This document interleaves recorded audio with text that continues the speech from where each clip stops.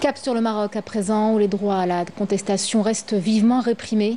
Le cas de Saïd Ait El Mahdi, militant engagé auprès des victimes du séisme d'El Haouz, illustre ces pressions. Ces prises de parole dénonçant la gestion des aides et les abus des autorités lui valent aujourd'hui d'être poursuivi et condamné en première instance à 3 mois de prison ferme. Une voix que le régime du Marzen tente de faire taire. Sabrina Keshoud. Saïd Ait Mahdi savait qu'il allait être mis en prison et a laissé à celles et ceux qui le suivent un dernier message avant que les autorités du Marzen ne le retrouvent et le fassent taire. Il se peut que ce soit mon dernier live avant que je ne sois mis en prison. Saïd Ait Mahdi est le président de la coordination des sinistrés du séisme d'El Haouz et voix de ces derniers.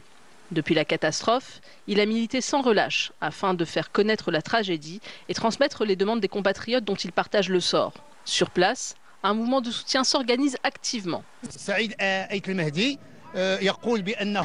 Mahdi est quelqu'un qui agit dans l'intérêt général, quelle que soit la problématique ou le lieu.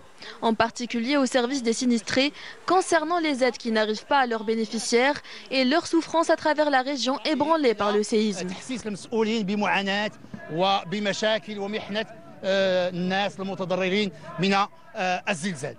Depuis plus d'1 an, la persistance des demandes des Marocains victimes à El Haouz et aux alentours pose la question légitime de l'application des droits des citoyens sur fond de clientélisme, exploitant le calvaire des victimes. Une véritable question de justice sociale.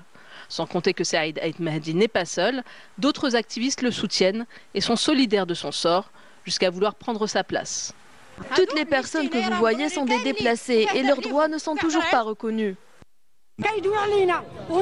Ils n'ont pas à l'arrêter, qu'ils nous arrêtent tous.